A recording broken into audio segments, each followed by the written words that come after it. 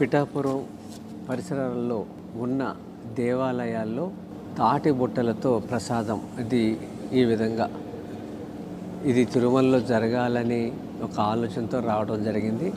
ముందుగా పిఠాపురం నియోజకవర్గంలో దీన్ని ఇంప్లిమెంట్ చేద్దాం అని ఆయన చెప్పడం జరిగింది. తిరుమలలో స్వామివారికి ఇస్తున్న నైవేద్యాలు ఇవన్నీ కూడా గోవింద భోగు దీని పేరు. తిరుమలలో ఏదైతే జరుగుతుందో అది కూడా ఇక్కడ నియోజకవర్గంలో ఇంప్లిమెంట్ చేద్దామన్నారు.